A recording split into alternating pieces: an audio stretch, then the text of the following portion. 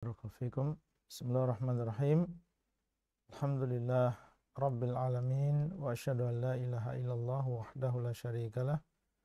Wa asyhadu anna Muhammadan abduhu wa rasuluhu sallallahu alaihi wa ala alihi wa sahbihi wa tabi'ina lahum bi ihsanin ila yaumiddin wa sallama tasliman katsiran amma ba'd. Alhamdulillah, kita bersyukur kepada Allah SWT kembali pada malam hari ini waktu Indonesia Barat. Kita dimudahkan untuk berkumpul kembali dalam rangka mempelajari hadis-hadis Nabi SAW, dan masih kita bersama Al-Imam An-Nawawi rahimahullah di dalam kitab beliau Al-Arba'in An-Nawawiyah. Dan insyaallah pada kesempatan kali ini kita akan membahas hadis yang ke-28, hadis Al-Irbad Ibn Sariyah radhiyallahu taala anhu. Mungkin satu orang membaca hadisnya.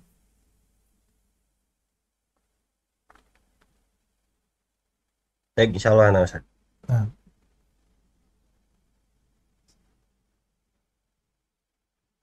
Baik. Bismillahirrahmanirrahim. Al-Irbad Ibn Sariyah radhiyallahu anhu qala wa'adana Rasulullah sallallahu alaihi wasallam mau'idatan walijat min hal qulubu wajilat min hal qulubu wazarafat min hal uyunu wa qulna ya Rasulullah ka'annaha mau'idatu muwaddi ya Rasulullah ka'annaha mau'idatu muwaddi'in fa'awsina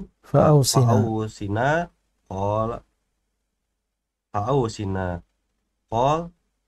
usikum bitaqwallah wassam'i watta'ah wa in ta'ammara alaikum abdun wa innahu mayya'ish minkum fayasaru man ya'ish minkum fasayara ikhtilafan katsiran fa'alaikum bisunnati wa sunnatil khulafa'ir rasyidin al-mahdiyyin wa 'addu 'alaiha bin nawajidi wa Allahu 'alaiha bin nawajidi wa iyyakum wa muhdatsatil umur fa inna kulla bid'atin dhalalah. Dari Al-Irbad bin Sariyah insyaallah nanti biar saya terjemahkan. Oh ya. Barakallahu fikum para ikhwah dan juga para akhwat sekalian. Al-haditsu ats-tsamin wal 'ishrun, hadis yang ke-28 dari 42 hadis yang dibawakan oleh Al-Imam An-Nawawi rahimahullah di dalam kitab beliau Al-Arba'in An-Nawawiyah. An Abi Najihin Al-Irbad Ibn Sariyah radhiyallahu anhu. Dari Abi Najih kunyah Al-Irbad Ibn Sariyah, semoga Allah meridai beliau. Qala, beliau menceritakan, wa'adhana Rasulullah sallallahu alaihi wasallam mau'izatan balighatan wajilat minhal qulubu. Rasulullah sallallahu alaihi wasallam memberikan nasihat yang mendalam untuk kami. Mau'izah artinya adalah ucapan yang isinya adalah nasihat, di dalamnya ada dorongan untuk melakukan sesuatu atau larangan dan juga menakut-nakuti orang dari melakukan sesuatu. Dan biasanya yang namanya mau'izah ini dipilih kata-kata yang ringkas dan dia langsung mengena kepada orang yang mendengarnya, sehingga menghunjam di dalam hatinya sampai kepada jiwanya. Ini bukan ucapan biasa, tapi dia adalah mau'izah. Rasulullah SAW dahulu, beliau terkadang memberikan mau'izah. Dan dahulu beliau SAW memberikan mau'izah tidak terlalu sering. Beliau disebutkan dalam sebuah hadis, dulu beliau menjarangkan mau'izah ini kepada para sahabat Nabi SAW. Berbeda dengan ta'lim ya. Kalau ta'lim memang belajar, maka ini bisa sering, bisa tiap hari. Bahkan tiap hari bisa berapa jam. Tapi kalau mau'izah ini adalah nasihat yang mendalam. Dipilih kata-kata yang mengena secara ringkas sehingga bisa langsung menghunjam di dalam hati sanubari seseorang. Maka di sini Irbad Ibn Sariyah menceritakan suatu saat Nabi SAW memberikan mau'izah yang balighah, yang mendalam, wajilat minhal qulubu. Dan nasihat tersebut menjadikan hati-hati yang mendengarnya menjadi takut, terpengaruh hatinya, sehingga dia takut kepada Allah SWT, takut yang menjadikan mereka semakin taat kepada Allah SWT. Wa dharafat minhal uyun. Bukan hanya hati mereka yang terpengaruh dengan mau'izah tadi, mereka juga menangis ketika mendengar mau'izah dari Rasulullah SAW. Ini menunjukkan bagaimana saat itu benar-benar Rasulullah SAW memberikan nasihat yang mendalam dan mengena kepada para sahabat radhiyallahu taala anhum. Yang seperti ini maka sunnahnya adalah dijarangkan, bukan dipersering sebagaimana diceritakan oleh sebagian sahabat Nabi SAW, bagaimana dahulu Nabi SAW yatakhawwaluha, maksudnya adalah menjarangkan nasihat tersebut kepada para sahabatnya. Kenapa demikian? Jangan sampai mereka bosan karena terlalu sering diberikan mau'izah. Biarkan ya dalam beberapa hari tanpa mau'izah, kemudian sepekan kemudian baru diberikan mau'izah kembali, sehingga semakin naik atau terjaga iman dan terjaga semangat dalam menjalankan ketaatan kepada Allah SWT. Faqulna ya Rasulullah, maka akhirnya kami pun berkata, wahai Rasulullah, ka'annaha mau'izatu muwaddi', sepertinya mau'izah yang engkau sampaikan sekarang ini adalah mau'izah orang yang mau berpisah. Mereka mendengar ucapan Nabi SAW di dalam mau'izah tadi, dan di situ ada kata-kata seakan-akan sebentar lagi para sahabat radhiyallahu taala anhum akan berpisah dengan Nabi SAW. Padahal mereka sangat mencintai Rasulullah SAW.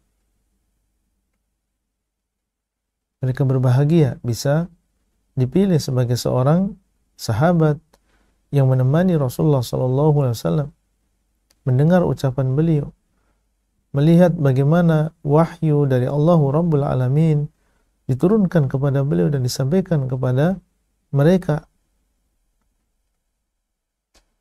Hidup bersama Nabi SAW adalah kebahagiaan yang luar biasa. Mereka mengatakan, fa'usina, berikanlah wasiat kepada kami. Karena kematian ini adalah sunnatullah, sebagaimana para nabi sebelumnya mereka meninggal, demikian pula Nabi Muhammad SAW pasti ada waktunya di mana beliau harus meninggalkan dunia ini.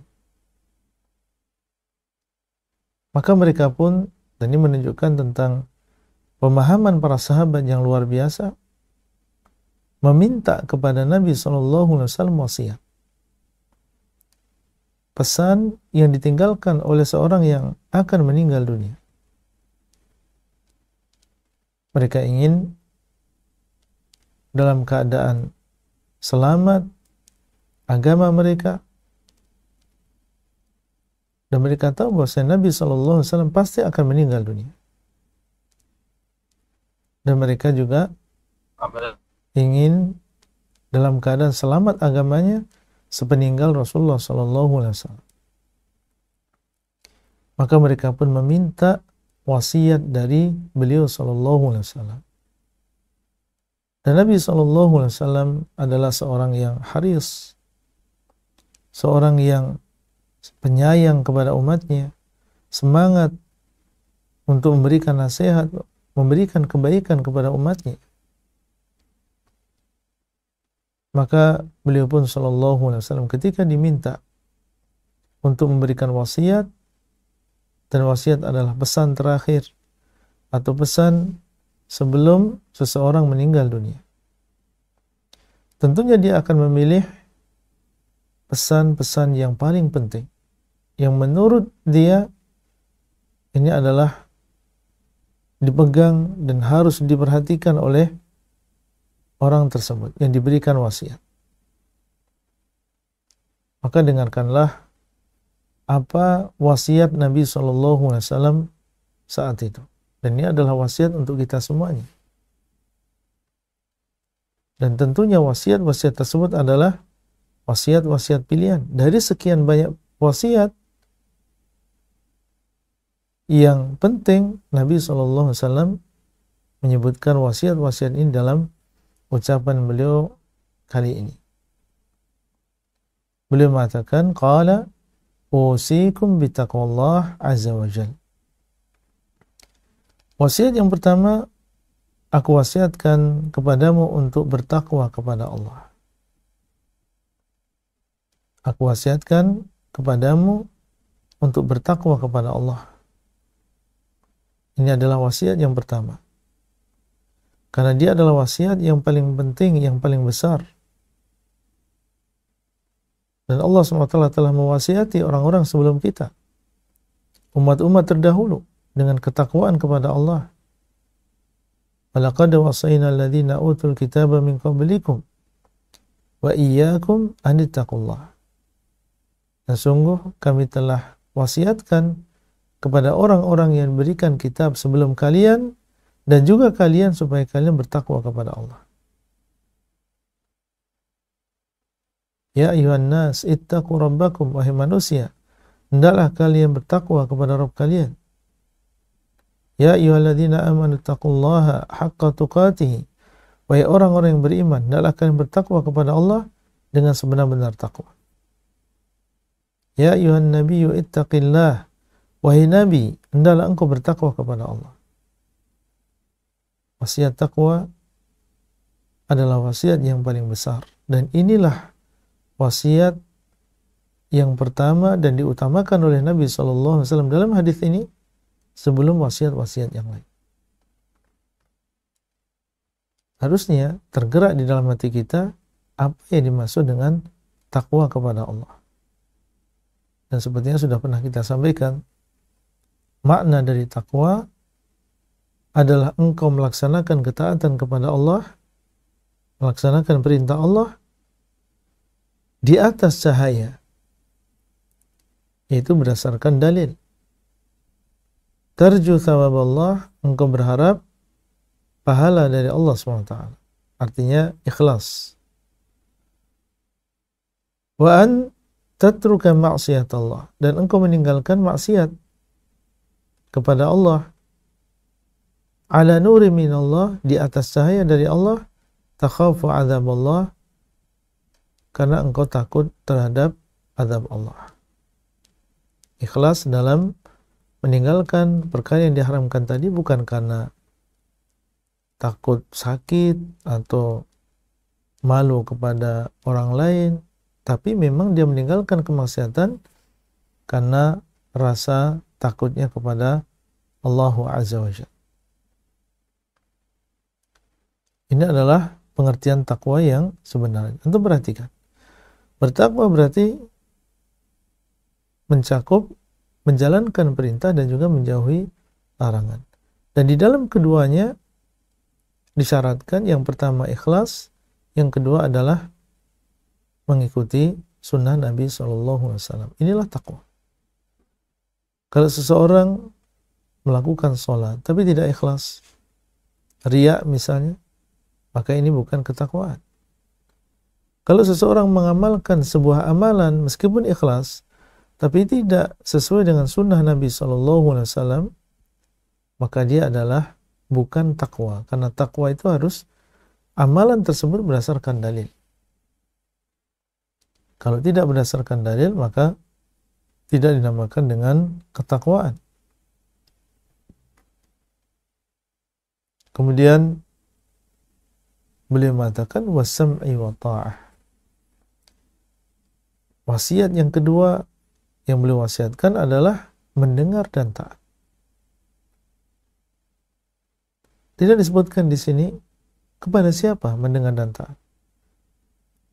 Perlu diketahui bahwasanya kalau Nabi SAW menyebutkan di dalam hadis dua kalimat ini, mendengar dan taat, maksudnya adalah kepada waliul amr, kepada pemerintah, kepada penguasa. Makanya setelahnya beliau mengatakan wa in ta'ammara 'alaikum 'abdun, meskipun yang memimpin kalian adalah seorang hamba.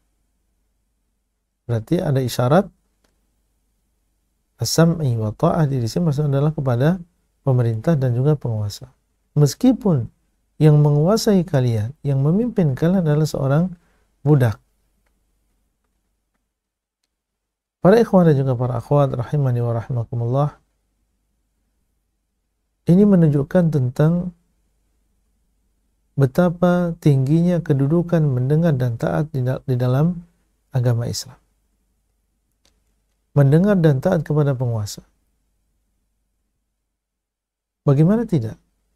Beliau sallallahu alaihi wasallam menjadikan ini sebagai wasiat yang kedua setelah wasiat bertakwa kepada Allah.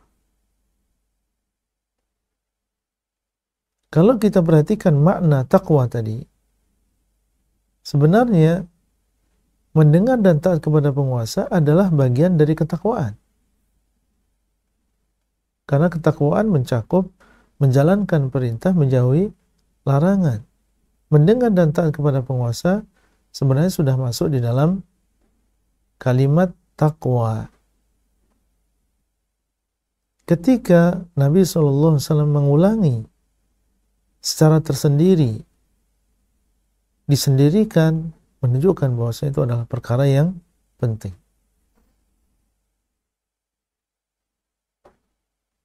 Contoh misalnya, seseorang sedang berbicara di hadapan murid-muridnya, saya harapkan para murid-murid semuanya mentaati peraturan-peraturan yang ada di sekolah ini. Kemudian yang kedua, saya harapkan tepat pada waktunya. Datang tepat pada waktunya. Padahal kata datang tepat pada waktunya itu masuk di dalam peraturan sekolah. Tapi ketika diulangi secara tersendiri menunjukkan tentang pentingnya. Dan benar bahwasanya dia adalah sesuatu yang sangat penting di dalam agama ini. Kenapa demikian? Karena ketika rakyat, masyarakat, warga negara, mereka mau mendengar dan taat kepada penguasanya, maka akan tercipta kedamaian, tercipta maslahat yang besar. Ketika rakyat mereka mendengar dan taat kepada penguasa, maka akan tercipta keamanan, ketentraman, kedamaian. Dan dari situlah akan berjalan banyak urusan, mulai dari urusan dunia yang berkaitan dengan ekonomi, ini sangat bertumpu dengan keamanan. Kalau sampai negara ribut antara penguasa dengan rakyatnya, terjadi peperangan, kejar-kejaran, saling membunuh satu dengan yang lain, maka bagaimana akan tenang manusia dalam bekerja? Bagaimana mereka tenang membuka toko? Bagaimana mereka tenang dalam pergi ke pasar untuk membeli? Tidak akan berjalan ekonomi ketika tidak ada keamanan. Pendidikan, bagaimana anak-anak kita akan tenang berangkat ke sekolah, kita akan tenang dalam mengantar mereka ke sekolah. Bagaimana guru mau pergi ke sekolah ketika dia terancam? Tidak akan berjalan pendidikan ketika sebuah negara tidak aman. Dari sisi agama, bagaimana kaum muslimin bisa dengan tenang bepergian, melakukan umroh, melakukan haji, ketika dia meninggalkan anak istrinya, meninggalkan keluarganya dalam keadaan terancam. Dalam keadaan perjalanan dia belum tentu dia bisa pulang lagi. Bagaimana kaum muslimin bisa keluar dari rumahnya untuk melakukan sholat Id, melakukan sholat berjamaah, berdakwah, menuntut ilmu? Untuk perhatikan bagaimana hubungan antara mendengar dan taat kepada penguasa dengan urusan manusia. Sehingga Umar bin Khattab radhiyallahu taala anhu dahulu beliau mengatakan, la islama illa bi jama'ah, wa la jama'ata illa bi imarah, wa la imarata illa bi sam'i wa ta'ah. Tidak ada Islam kecuali dengan persatuan antara penguasa dengan rakyatnya, sehingga tercipta kedamaian. Dan tidak ada persatuan kecuali apabila di sana ada pemerintah, dan tidak ada pemerintah kecuali apabila di sana ada ketaatan. Maksudnya tidak ada faedahnya diangkat seorang penguasa, pemimpin, kalau rakyatnya tidak taat kepada pemimpin. Datang peraturan, keluar peraturan, kemudian dia atau mereka tidak mau mentaati peraturan tersebut. Apa gunanya? Sehingga ucapan Umar bin Khattab di sini menunjukkan hubungan yang erat antara tegaknya Islam dengan mendengar dan taatnya kita kepada pemimpin kita. Disebutkan di awal la islama, kemudian di akhir illa bi ta'ah, kecuali dengan ketaatan, yaitu ketaatan kita kepada penguasa kita. Dan ketaatan di sini adalah ketaatan yang terbatas, yaitu ketaatan di dalam perkara yang diridhai oleh Allah SWT. Adapun maksiat, maka tidak boleh kita mentaati penguasa kita dalam kemaksiatan. Seperti misalnya seandainya beliau memerintahkan kita untuk melakukan riba, maka tidak boleh kita mentaati beliau dalam perintah ini, karena riba adalah sesuatu yang diharamkan oleh Allah SWT. Jadi ketaatan di sini bukan ketaatan yang mutlak, tapi dia adalah ketaatan yang terbatas. wa sam'i wa ta'ah wa in ta'ammara 'alaikum 'abdun. Meskipun yang memerintah kalian adalah seorang budak, menunjukkan penguatan. Sampai dalam keadaan ketika penguasa tersebut lebih rendah kedudukannya daripada kita. Dan ini bukan sesuatu yang mudah ya. Kita disuruh untuk mentaati orang yang kedudukannya lebih rendah daripada kita. Kita orang merdeka, sementara dia adalah seorang budak. Tapi karena ini adalah perintah Allah, maka harus kita laksanakan.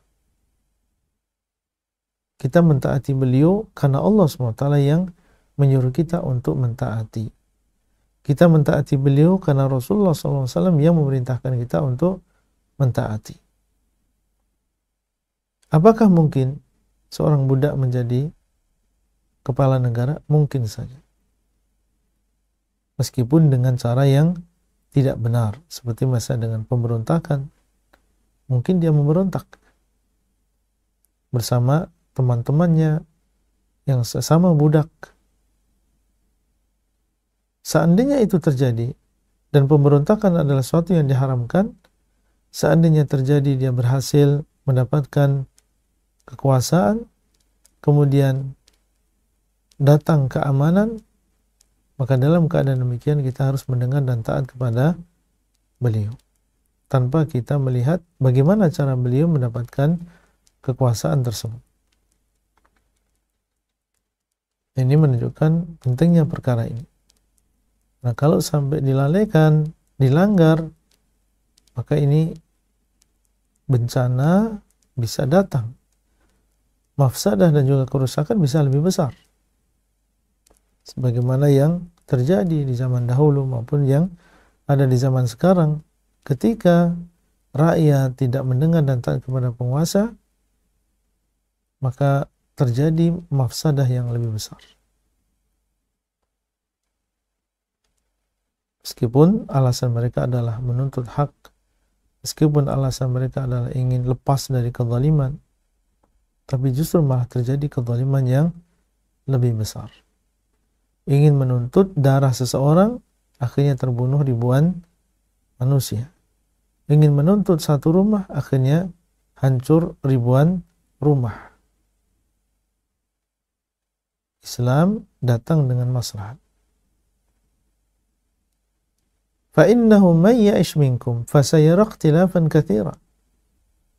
Kemudian beliau memberikan kabar, sesungguhnya orang yang masih hidup di antara kalian, di antara para sahabat, maka engkau atau dia akan melihat perselisihan yang banyak di antara manusia. Ini adalah kabar tentang sesuatu yang akan terjadi di masa yang akan datang. Dan ini adalah termasuk hal yang menunjukkan kenabian Rasulullah SAW. Karena tidak mengabarkannya demikian kecuali orang yang diwahyukan oleh Allah SWT. Dia akan melihat perselisihan yang banyak. Berbeda dengan di zaman Nabi SAW. Karena semuanya akan kembali kepada Nabi SAW. Mendengar keputusan beliau. Tapi setelah beliau SAW meninggal dunia, maka akan terjadi sebagaimana yang beliau kabarkan, akan terjadi di sana perselisihan yang banyak. Termasuk diantaranya adalah munculnya aliran-aliran. Aliran Qadariyah, Khawarij. Mulai mereka memisahkan dirinya dari Nabi SAW dan juga para sahabatnya. Dan orang-orang Khawarij berpecah belah menjadi bergolong-golongan. Maka bagaimana wasiat beliau ketika terjadi perselisihan yang banyak? Beliau berpesan, fa'alaikum bisunnati wa sunnatil khulafa'ir rasyidin al-mahdi. Ketika terjadi fitnah, banyak perpecahan, maka hendaklah kalian tetap berpegang teguh dengan sunnahku.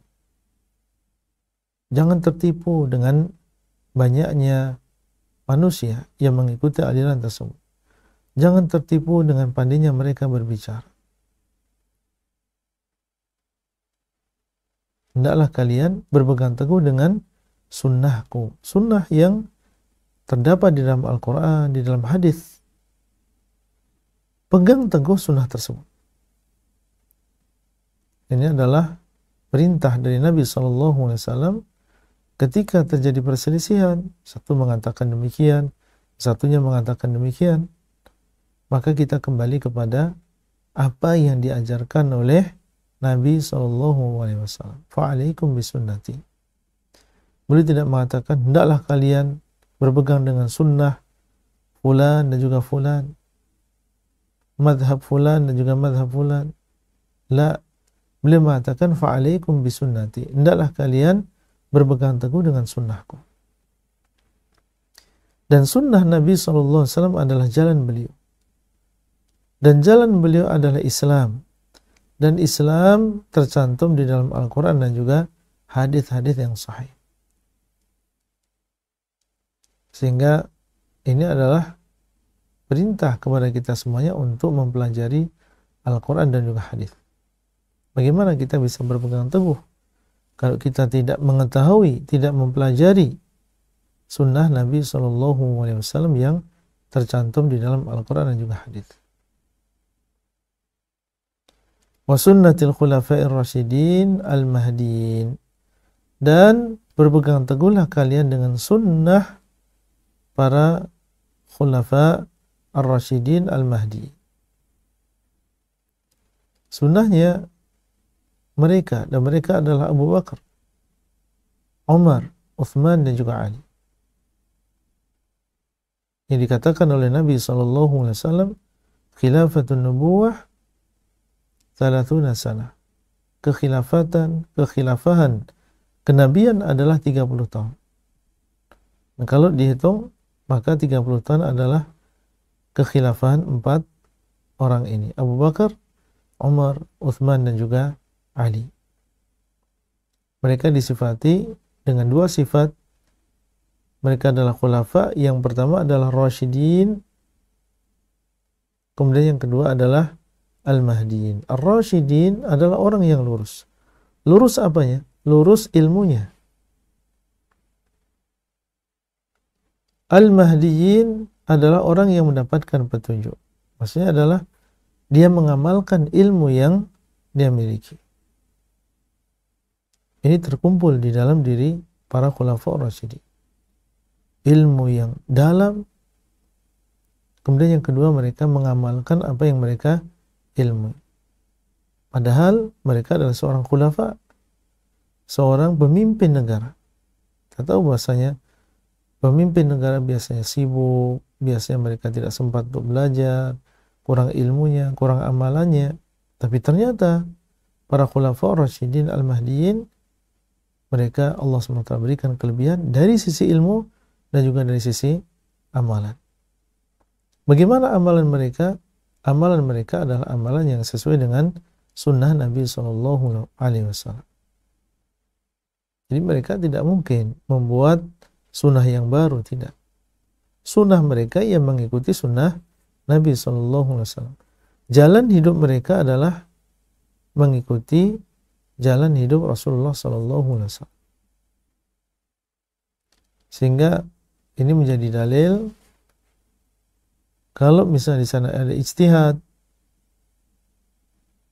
dari Abu Bakar atau Umar atau Uthman atau Ali, maka ini adalah sunnah para khulafa ar-rasyidin. Dan kalau kita kembali kepada dalil ini, kita diharuskan untuk melaksanakan, mengikuti sunnah para khulafa ar-rasyidin. Dan sunnah para khulafa ar-rasyidin ada 2 kemungkinan. Kemungkinan yang pertama, jelas dalilnya di dalam Al-Quran ataupun hadis.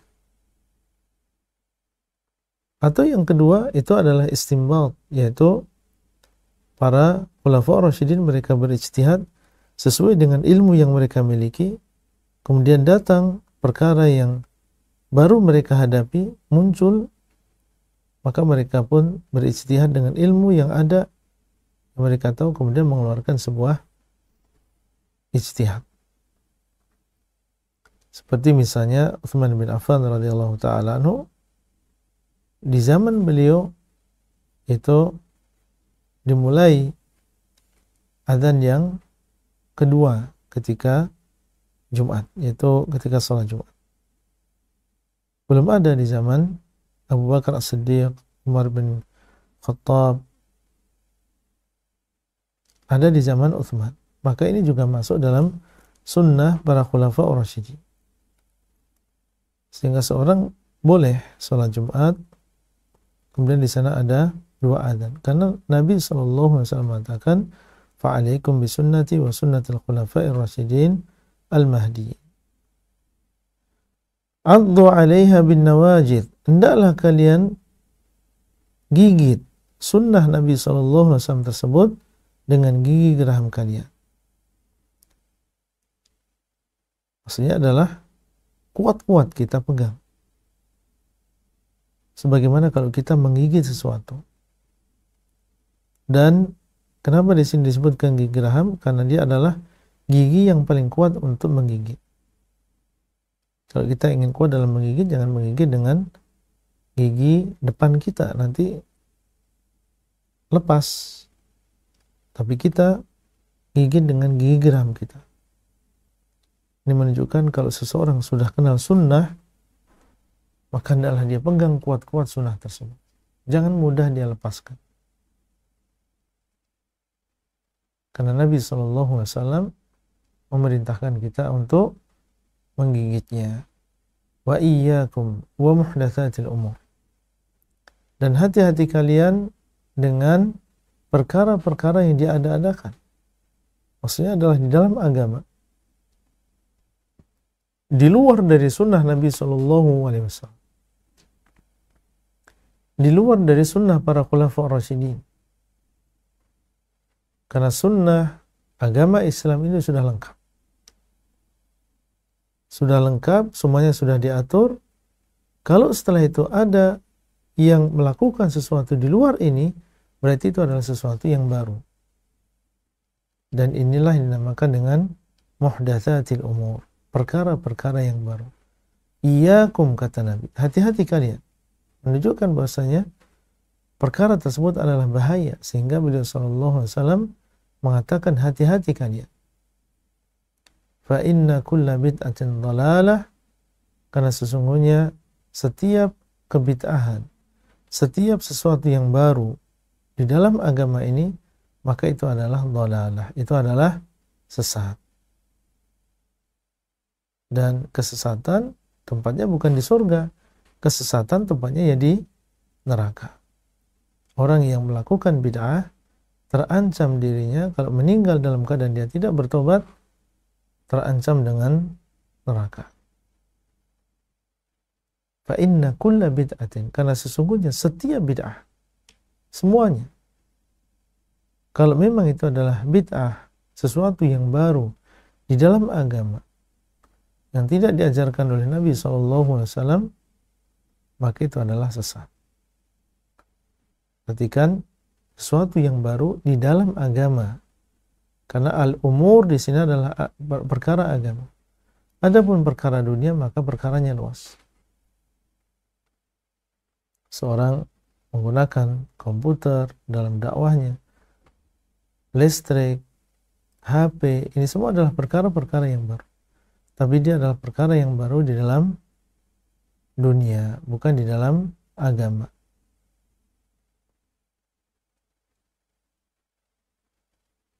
Nah, kemudian beliau mengatakan rawahu Abu Dawud wa Tirmidzi wa qala haditsun hasanun sahih. Hadis ini diriwayatkan oleh Abu Dawud dan juga Tirmidzi, dan beliau mengatakan hadis ini adalah hadis yang hasan sahih.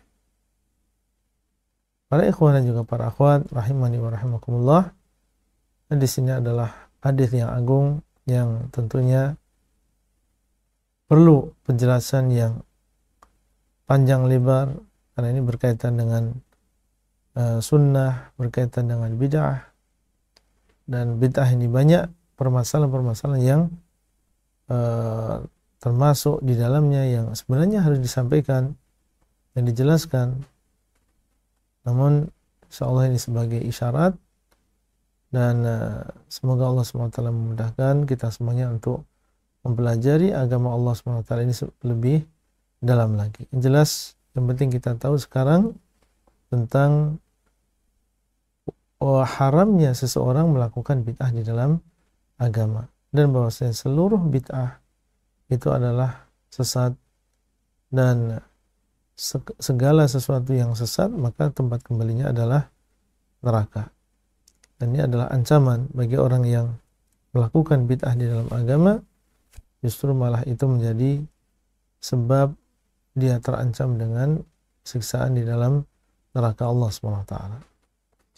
Demikian yang bisa kita sampaikan pada kesempatan kali ini, dan mungkin ada pertanyaan dari para ikhwah dan juga para akhwat sekalian, kami persilahkan.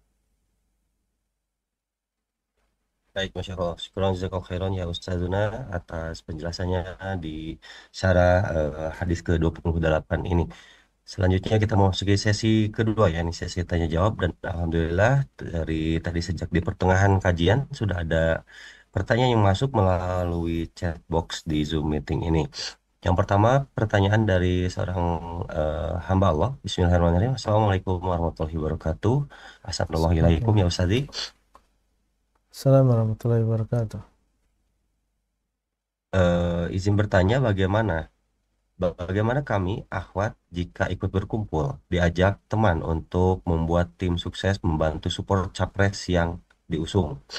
Apakah hukumnya secara syar'i untuk akhwat ikut menjadi tim sukses dalam pemilu capres dan cawapres? Kalau tidak boleh, bagaimana menyampaikannya kepada teman-teman yang mengajak, qadarullah yang mengajak menjadi tim sukses itu belum mengaji sunnah? Demikian Ustaz pertanyaannya. Jazakallahu khairan. Barakallahu fikum para ikhwah dan juga para akhwat yang dimuliakan oleh Allah.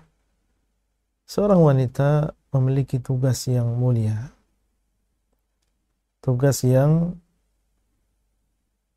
dia akan mempertanggungjawabkan itu di hadapan Allah SWT.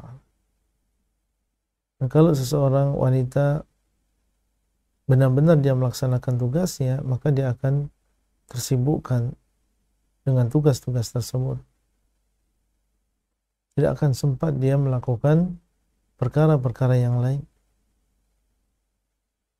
Maka asalnya yang namanya seorang wanita adalah sebagaimana firman Allah Azza wa Jalla, waqarna fi buyutikunna, hendaklah kalian berada di dalam rumah-rumah kalian. Ketika seorang wanita muslimah melaksanakan benar-benar tugasnya sebagai seorang wanita, maka akan tercipta generasi yang terdidik, yang saleh, dan juga akan mempengaruhi tentunya kondisi dan juga kejiwaan bagi suaminya ketika dia melihat istrinya melaksanakan tugasnya sebagai seorang ibu rumah tangga, sebagai seorang istri dengan sebaik-baiknya, maka ini akan mendatangkan ketenangan tersendiri di dalam hati seorang suami. Dan memang itulah hikmah Allah SWT mensyariatkan di sana pernikahan, litaskunu ilaiha, supaya kalian wahai laki-laki merasa tenang kepada istri-istri kalian. Dan ketika seorang suami mendapatkan ketenangan di rumahnya, tentunya ini akan membawa pengaruh yang baik, dampak yang baik di dalam lingkungan pekerjaan dia. Maka sebenarnya tugas ibu-ibu, tugas akhwat ini adalah apa yang ada di dalam rumah ini sudah banyak. Bagaimana dia sempat untuk mengikuti kegiatan-kegiatan tersebut. Jadi wallahu alam, kita sampaikan saja secara terus terang bahasanya saya tidak bisa, dan ini di rumah banyak kegiatan, banyak kesibukan. Mungkin dengan cara seperti itu kita bisa sampaikan wallahu taala a'lam. Nah,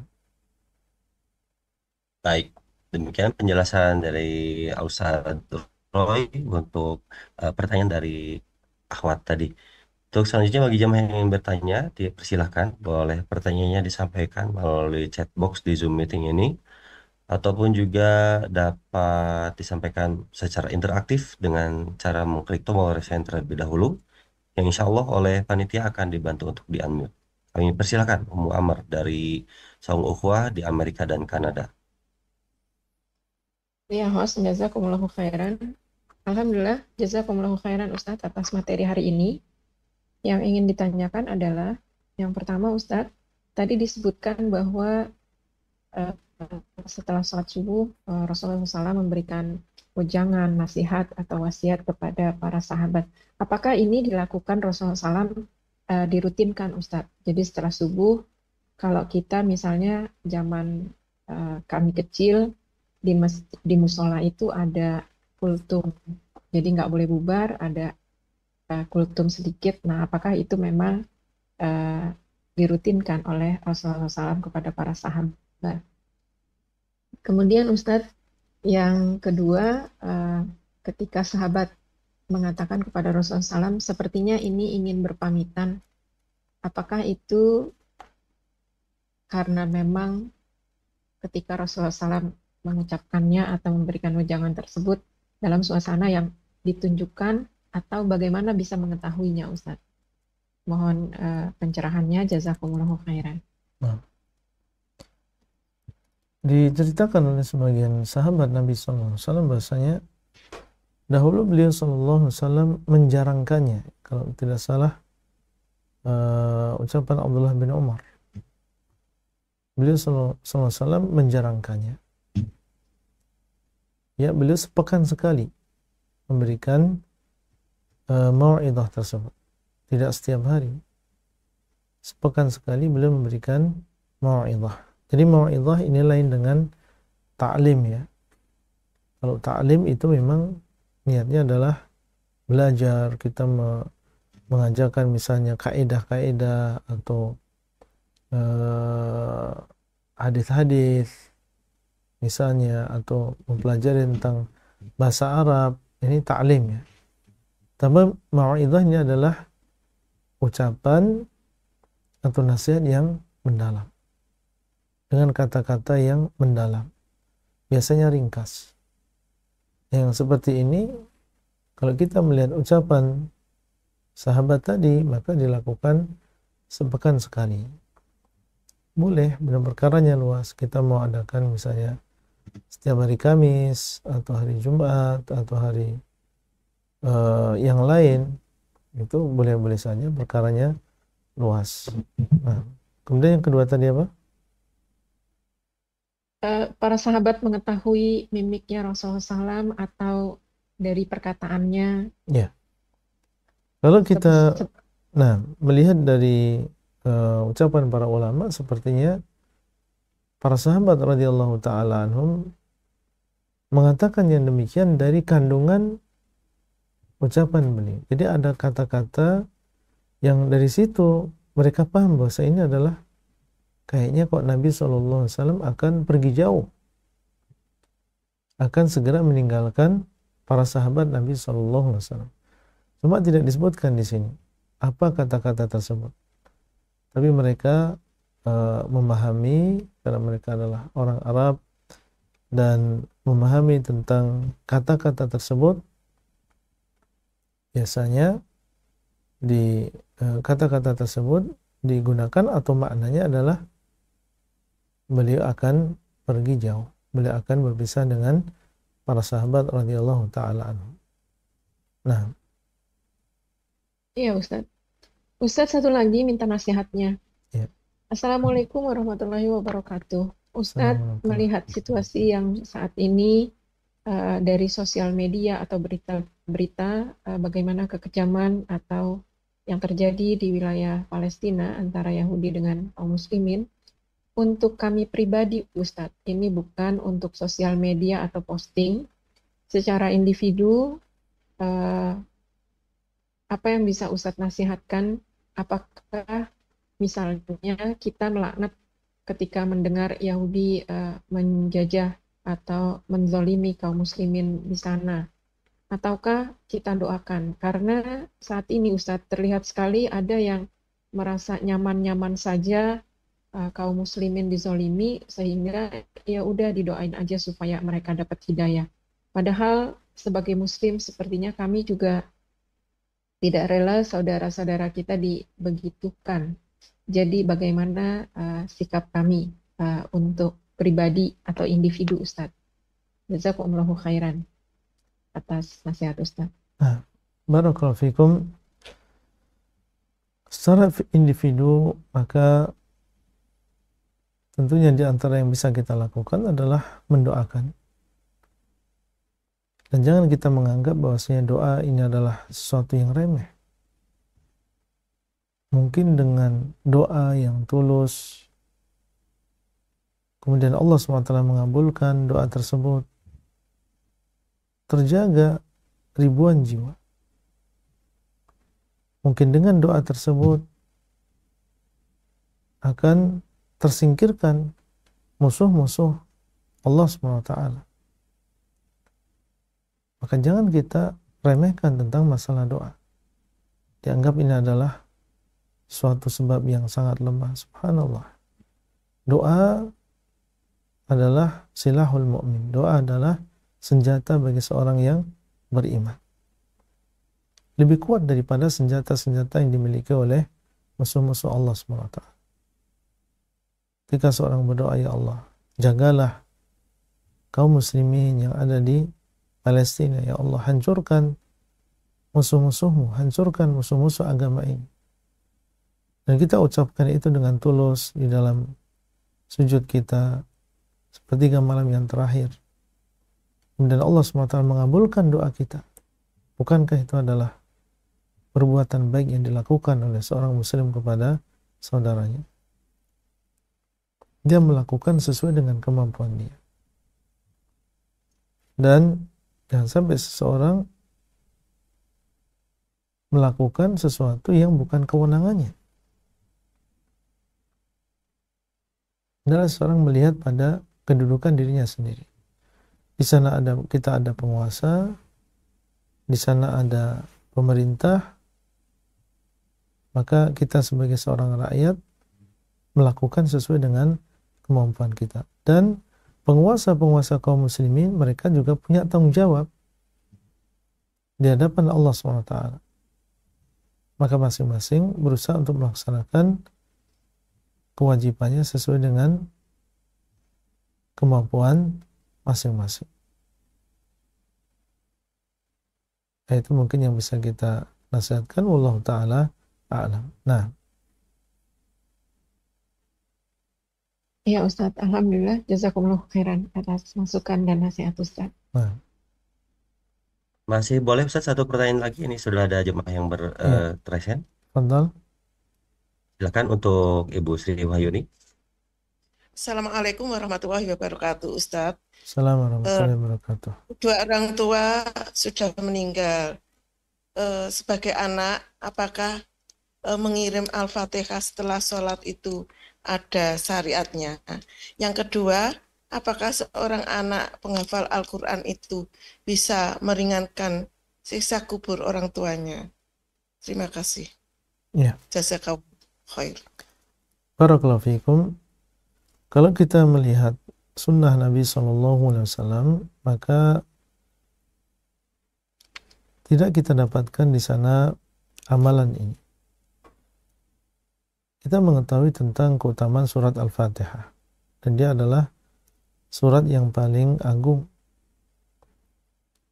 Tapi di waktu yang sama, kita tidak melihat, menemukan bahwasanya Rasulullah SAW beliau membaca surat ini setelah sholat 5 waktu. Apalagi merutinkan membaca surat ini dikirimkan kepada Khadijah atau dikirimkan kepada Zainab putri beliau. Tidak pernah ini dilakukan oleh Nabi SAW. Sehingga tentunya seorang muslim yang mencintai beliau, dan bersaksi bahwa beliau adalah seorang Rasulullah, dia meninggalkan perkara-perkara yang tidak diajarkan oleh Nabi Shallallahu Alaihi Wasallam. Lalu apa yang bisa kita lakukan untuk kedua orang tua kita? Kita doakan dengan ampunan. Allahumma ighfirli wali walidayya warhamhuma kama rabbayani shaghira. Disebutkan di dalam hadis bahwasanya akan didatangkan seorang orang tua di hari kiamat dan ditinggikan derajatnya. Kemudian ditanya, atau dia bertanya, bagaimana aku bisa mendapatkan derajat setinggi ini? Karena dia merasa di dunia sedikit amalannya. Kemudian dikatakan, bistighfari waladika lak. Ketinggian derajat ini adalah dengan sebab istighfar yang dilakukan oleh anak-anakmu untukmu. Berarti di antara cara untuk berbakti kepada orang tua, khususnya setelah mereka meninggal dunia, adalah banyak mendoakan untuk mereka. Khususnya istighfar. Itu kita memohon kepada Allah semoga Allah mengampuni dosa orang tua kita. Sehingga ketika diampuni dosanya, dihentikan azabnya. Ketika diampuni dosanya, diringankan azabnya. Terus meminta kepada Allah ampunan sampai akhirnya Allah SWT menghentikan azab tersebut. Terus dia meminta kepada Allah supaya diampuni dosanya sehingga Allah meninggikan derajatnya. Nah, bagaimana kita mendapatkan anak-anak yang seperti ini? Tidak lain caranya adalah kita harus capek dulu di dunia. Capek dalam mendidik mereka, capek dalam menasihati mereka, bersabar dalam membimbing mereka. Dekatkan mereka dengan agama. Kenalkan mereka kepada Allah dan juga Rasul-Nya. Maka kita akan melihat sesuatu yang menyejukkan mata kita.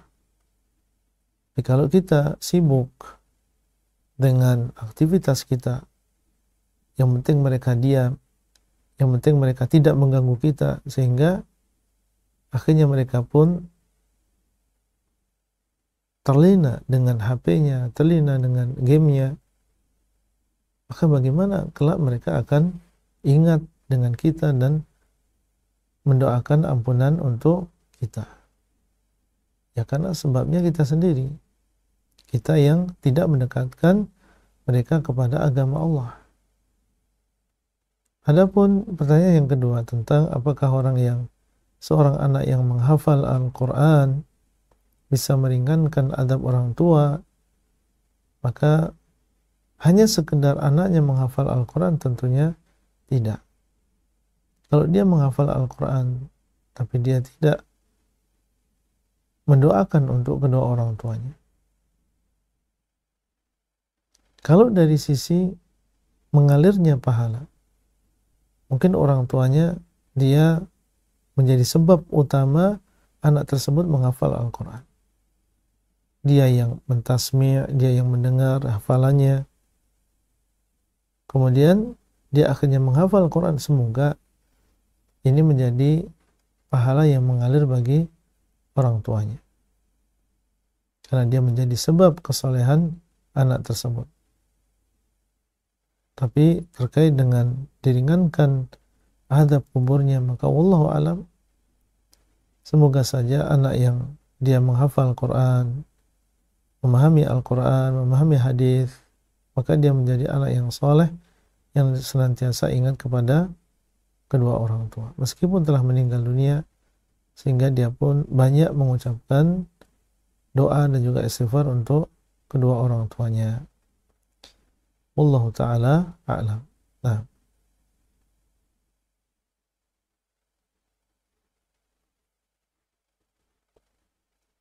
Baik, Ustaz, Alhamdulillah kita sudah memasuki pukul 21:07 waktu Indonesia Barat. Sebelum diakhiri kajian, mohon berkenan Ustaz memberikan nasihat sebagai penutup dari kajian malam hari ini. Tafadhol ya Ustaz. Baik, barakallahu fikum. Alhamdulillah alladzi bi ni'mati tatimmus shalihat. Kita telah mendengar bersama hadis Nabi sallallahu alaihi wasallam yang berkaitan dengan wasiat untuk bertakwa kepada Allah Subhanahu wa taala, mendengar dan taat kepada penguasa kita, dan berpegang teguh dengan sunnah serta menjauhi bid'ah. Maka sebagaimana ini adalah wasiat untuk para sahabat radhiyallahu taala anhum, ini adalah juga termasuk wasiat untuk diri kita semuanya. Dan secara khusus bagi para ikhwah dan juga para akhwat yang ada di Belanda, insyaallah hari Selasa kita akan berangkat dan insyaallah akan ada daurah sebagaimana yang antum tahu. Maka kami berharap tentunya bagi antum yang ada di sana dan juga dekat dengan lokasi daurah ini bisa mengikuti daurah tersebut. Dan insyaallah kita akan membahas dua kitab yang ditulis oleh Syekh Muhammad bin Abdul Wahab. Yang pertama adalah Al-Qawaidul Arba', kemudian yang kedua adalah Al-Usulus Sittah. Insyaallah bisa kita adakan 6 pertemuan, dan keduanya adalah kitab yang ringkas tapi mengandung kaidah-kaidah yang sangat penting di dalam agama ini. Selamat bertemu insyaallah di sana. Barakallahu fikum wa sallallahu ala nabiyina Muhammad wa ala alihi wa sahbihi ajma'in. Wassalamualaikum warahmatullahi wabarakatuh. Waalaikumsalam warahmatullahi wabarakatuh.